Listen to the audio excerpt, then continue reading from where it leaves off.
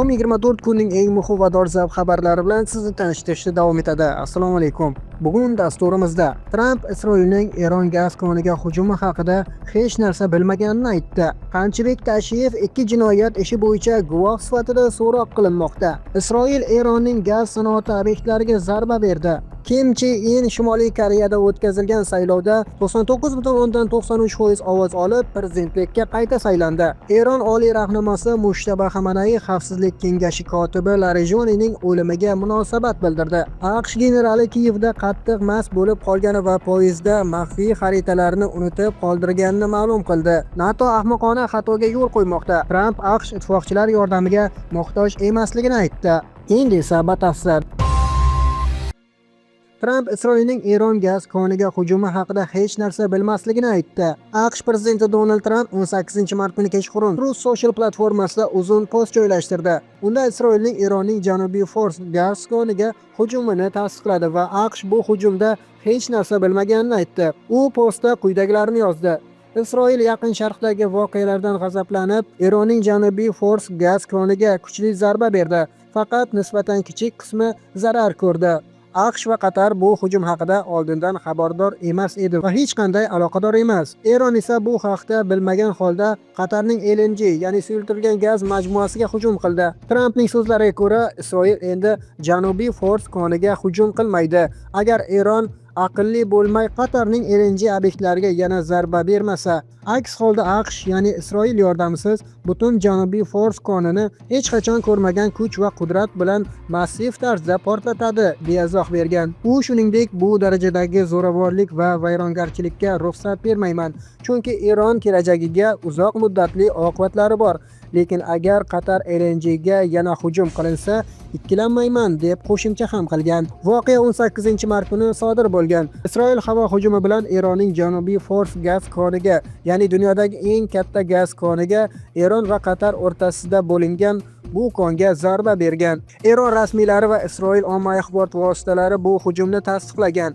Zarar asosan bir qismga yetgan. Yong'in chiqqan, ammo katta emas edi. Eron bu hujumni Qatar ham ishtirok etgan deb hisoblab, o'sha kuni javob qaytardi va Qatarning Ras Laffan sanoat shaharchasidagi LNG zavodiga raketa zarbalari berdi. Qatarda katta zararlar va yong'inlar bo'lganligi ma'lum qilindi. Qatar Eron elchixonasining harbiy va xavfsizlik attashelarini mamlakatdan chiqarib yubordi. Janubiy Fors koni Eron va Qatar o'rtasida bo'lingan bitta ulkan gaz maydoni bo'lgani uchun Eron Qatarning LNG zavodiga zarba berib, o'zining ham eng muhim daromad manbaini xavf ostiga qo'ydi. Hujumdan keyin neft narxi oshdi, gaz narxlari Yevropa, Osiyo va AQShda keskin ko'tarildi. Ba'zi manbalarda, jumladan Wall Street Journal va Axiosga ko'ra, anonim AQSh rasmiylarining bergan ma'lumotlarda Tramp administratsiyasi hujumni oldindan bilgan va ma'qullagan bo'lishi mumkinligi aytilgan. Ammo Tramp o'z postida buni rad etib, AQSh hech narsa bilmagan deb ta'kidladi. Bu bayonot Trampning klassik uslublaridan biri hisoblanadi. Ya'ni qattiq tahdid bilan birga men zo'ravonlik istamayman degan ibora. Eronning keyingi harakati global energiya bozorini yanada larzaga solishi mumkin. Qanchibek Tashiyev ikki jinoyat ishi bo'yicha guvoh sifatida so'roq qilinmoqda. Qirg'iziston Ichki ishlar vazirligi 2026-yil 19-mart kuni rasman tasdiqlagan ma'lumotlarga ko'ra, sobiq Milliy xavfsizlik davlat qo'mitasi raisi Qanchibek Tashiyev hozirda Ichki ishlar vazirligi tergov xizmatida guvoh sifatida so'roq qilinmoqda. U ikkita jinoyat ishi doirasida chaqirilgan va tergovchi huzurida advokati bilan birga kelgan. Bu haqda birinchi bo'lib Aki Press agentligining Svotka bo'limi xabar berdi. Ichki ishlar vazirligi bu ma'lumotni tasdiqlagan. Qamchibek Tashiyev 10-fevral kuni prezident Sadir Jeparov tomonidan GKNB raisi lavozimidan ozod etilgan edi. So'nggi haftalarda uning oila a'zolari ham tergovga tortilganligi aytilmoqda. Jumladan ukasi, yuqori kengash deputati Shairbek Tashiyev 13-mart kuni Ichki ishlar vazirligiga chaqirilgan, so'roqdan keyin qo'yib yuborilgan va keyinchalik deputatlik mandatidan voz kechgan. O'g'li Taymuraz Tashiyev haqida 17-mart kuni Ichki ishlar vazirligida so'roq qilinayotgani haqida mishmishlar tarqalgan. Ammo Ichki ishlar vazirligi buni rasman rad etgan. U Qirg'iz nefti gazidagi korrupsiya ishi bo'yicha chaqirilmaganligi aytilgan. Jinoyat ishlarining aniq mazmuni ochiqlanmagan, ammo so'nggi kunlarda Qirg'iziston davlat soliq xizmati tomonidan e'lon qilingan rasmiy video materialda Tashiyev va uning qarindoshlari davlatga tegishli Qirg'iz neft-gaz kompaniyasidan 4 milliard qirg'iz so'mi, ya'ni taxminan 45 million AQSh dollar miqdorida noqonuniy daromad olishda ayblangan. Bu ish bo'yicha rasmiy ayblov hali qo'yilmagan. Tashiyev o'zi ham izoh bermagan. Boshqa manbalarda Tashiyev guvoh sifatida 2010-yilgi O'sh voqealari yoki 2020-yilgi siyosiy inqiroz bilan bog'liq ishlar bo'yicha chaqirilgani qayd etilgan. Ammo hozirgi holat yangi va Ichki ishlar vazirligi tomonidan tasdiqlangan ikkita alohida jinoyat ishi bilan bog'liq. Hozircha tergov davom etmoqda, qo'shimcha tafsilotlar ochiqlanmagan. Bu voqea Qirg'izistonda Sadir Japarov va Tashiyev tandemining so'nggi yillarda kuchli bo'lgan siyosiy ittifoqidagi o'zgarishlar fonida yuz bermoqda. Isroil Eronning gaz sanoati obyektlariga zarba berdi. 18-mart kuni Isroil havo kuchlari AQSh bilan muvofiqlashtirilgan holda Eronning yirik neft-gaz koni Janubiy Pars gaz maydoniga va uning qirg'oq qismidagi Asaluyev sanoat shahri yaqinidagi neft-kimyo korxonalariga zarba berdi. Bu hujum Eronning gaz va neft sanoatiga birinchi to'g'ridan-to'g'ri katta miqyosli zarba bo'ldi. Asaluyevdagi obyektlarda yong'inlar chiqqani haqida videolar va rasmiy xabarlar tarqaldi. Javob sifatida Eron Qatarning Ras Laffan sanoat shahridagi dunyodagi eng katta suyultirilgan tabiiy gaz, ya'ni LNG zavodi obyektlariga ballistik raketalar bilan hujum qilganligi aytilmoqda. Kim Chen In Shimoliy Koreyada o'tkazilgan saylovda 99% dan ziyod ovoz olib prezidentlikka qayta saylandi. 2026-yil 15-martda Shimoliy Koreyada 7 yildan keyingi birinchi parlament saylovlari, ya'ni 15-Oliy xalq assambleyasi deputatlari uchun bo'lib o'tdi. Rasmiy natijaga ko'ra, Ishchilar partiyasi va uning ittifoqchilari 99,93% ovoz olib, 687 ta o'rinda ham g'alaba qozondi. Ishchilar partiyasi 99,93% ovozga ega bo'lgan. Faqat 0,07%, taxminan 20-25 ming kishi nomzodga qarshi ovoz bergan. Bu raqam 1957-yildan beri birinchi marta ochiq e'tirof etilgan qarshi ovozlar sifatida aytilmoqda. Kim Chen In o'zi nomzod bo'lmagan, u ko'mir koni rahbariga ovoz bergan, lekin yangi assambleya uni davlat ishlari komissiyasi raisi sifatida qayta tasdiqlashi kutilmoqda. Saylov bir nomzod, bir okrug tizimida o'tkazilgan, ya'ni haqiqiy tanlov yo'q. Endi asosiy savol o'sha 0,07% ning taqdiri nima bo'ldi? Rasmiy Shimoliy Koreya matbuoti bu haqda bir og'iz gapirmadi. Ular birlik ramzi deb atash bilan cheklangan, lekin real hayotda hammasi boshqacha. Saylovlar mutlaqo nazorat ostida. Har bir saylov uchastkasida maxsus xavfsizlik xizmatlari turadi. Buletenni yo'q deb belgilash yoki buzish darhol ko'rinadi. O'zbekcha aytganda, sirli ovoz berish degan narsa yo'q. Qarshi ovoz berganlar yoki oila a'zolari darhol hibsga olinish haqida ham yopiq ma'lumotlar bor. Ular siyosiy lagerlarga, ya'ni kontrol lagerlariga yuborilishi ham norasmiy ommaviy axborot vositalarida aytiladi. Eron oliy rahnamosi Mushtaba Xamanai Xavfsizlik kengashi kotibi Larijonining o'limiga munosabat bildirdi. Milliy xavfsizlik oliy kengashi kotibi Ali Larijonining o'g'li va bir necha hamkasblari bilan birga shahid bo'lgani haqidagi mash'um xabar meni chuqur qayg'uga botirdi.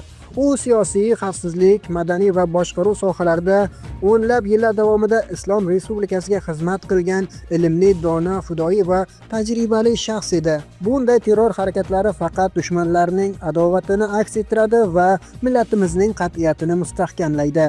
Shubhasiz, adolat qaror topadi. Uning oila a'zolari va yaqinlariga, ayniqsa Oyatulloh Ammoli Larijoniga chin dildan hamdardlik bildiraman va ularning saflari yuksalishini so'rab duo qilaman, degan Eron oliy rahnamosi Mushtaba Xamanai.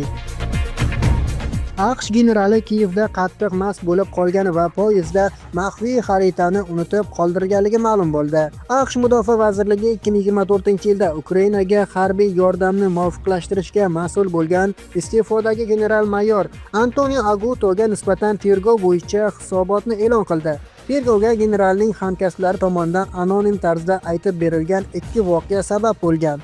Birinchisi 2024-yil aprelida ro'y bergan. O'shanda Aguto poyezdda Ukrainadan Germaniyaga borib, maxfiy xaritalar solingan idishni kupeda qoldirib ketgan. Ikkinchi holat esa uning 2024-yil mayida Kiyevga amalga oshirgan xizmat safari bilan bog'liq. O'shanda u qattiq mast bo'lib, bir necha bor yiqilib tushgan va miyasi chayqalgan, deyiladi xabarlarda. NATO ahmoqona xatoga yo'l qo'ymoqda. Tramp AQSh ittifoqchilar yordamiga muhtoj emasligini aytdi. Amerika Qo'shma Shtatlari prezidenti NATOni Eron bilan urushda yordam berishdan bosh tortgani uchun tanqid qildi. Donald Tramp NATO bo'yicha ittifoqchilarni Vashingtonga Hormuz bo'g'ozi orqali tankerlar va boshqa savdo kemalari o'tishini blokdan chiqarishda yordam berishdan bosh tortgani uchun keskin tanqid qildi. Shu bilan birga u AQSh hech kimning yordamiga muhtoj emasligini ta'kidlagan. Avvalroq AQSh prezidenti dunyoning bir necha mamlakatlaridan, jumladan NATO a'zolaridan Hormuz bo'g'ozidagi kemachilik xavfsizligini ta'minlash uchun o'z harbiy kemalarini yuborishni so'raganda, ushbu transport magistrali Eron tomonidan to'sib qo'yilishi neft narxining keskin ko'tarilishiga olib kelgan. Seshanba kuni Tramp o'ziga tegishli bo'lgan Truth Social ijtimoiy tarmog'ida uzun post yozib, NATO bo'yicha ittifoqchilarning ko'pchiligi AQShning Eron terrorchilik rejimiga qarshi harbiy amaliyotga aralashishni istamasligi haqida xabardor qilinganligi bildirilgan. Tramp bundan sira ajablanmagani, chunki NATOga doim faqat bir tomonlama harakat mavjud bo'lgan ko'cha sifatida qaraganini aytgan. Biz bu davlatlarni himoya qilish uchun yiliga yuzlab milliard dollar sarflaymiz, lekin ular biz uchun, ayniqsa og'ir damlarda hech narsa qilishmaydi. U AQSh va Isroil Eron armiyasi, floti va harbiy havo kuchlarini yakson etgani, shuningdek Eron amalda barcha darajadagi yetakchilarini o'ldirilganligini takrorlagan. Yaqin Sharqdagi harbiy muvaffaqiyatlarimiz tufayli biz endi NATO mamlakatlari yordamiga muhtoj emasmiz va ularning yordamini xohlamaymiz. Biz hech qachon bunga muhtoj bo'lmaganmiz, deya yozgan Tramp. U bu gaplar Yaponiya, Avstraliya va Janubiy Koreyaga ham tegishli ekanligini ta'kidlagan. Afg'oniston va Pokiston o'rtasidagi ziddiyatlar: vaqtinchalik sulh e'lon qilindi, lekin keskinlik saqlanmoqda. 2026-yil fevral oxiridan boshlab Afg'oniston va Pokiston o'rtasida qurolli to'qnashuvlar kuchaydi. Pokiston havo hujumlarini amalga oshirgan. Afg'oniston, ya'ni Tolibon boshqaruvidagi hukumat esa chegaralardagi hujumlar va dron zarbalari bilan javob bergan. Pokiston Afg'oniston hududiga TTP jangari guruhlarining bazalari joylashganini da'vo qilib, ular Pokistonda terror hujumlarini tashkil etayotganini aytmoqda. Afg'oniston bu ayblovni rad etib, Pokiston havo hujumlarini tajovuz deb atagan. 17-mart kuni Pokiston havo hujumi Kobuldagi Omid narkomaniya davolash markaziga tushgan. Afg'oniston rasmiylari bu hujumda 400 dan ortiq odam, asosan bemorlar va xodimlar halok bo'lganini, 250 nafari jarohatlanganini ma'lum qilgan. Pokiston bu da'voni rad etib, zarba harbiy obyektlarga va terror infratuzilmasiga qaratilganini, fuqarolarga tegilmaganini ta'kidlagan. Mart boshida ikki tomon chegara bo'ylab artilleriya va o'q otishlar bilan to'qnashgan. Minglab fuqarolar ko'chirilgan. Birlashgan Millatlar Tashkiloti ma'lumotlariga ko'ra, Afg'onistonda 115 mingdan ortiq, Pokistonda 3 mingga yaqin odam uy-joyini tashlab ketishga majbur bo'lgan. Afg'onistonda 56 nafar tinch aholi, jumladan 24 nafar bola halok bo'lgan, yana 29 nafari jarohatlangan.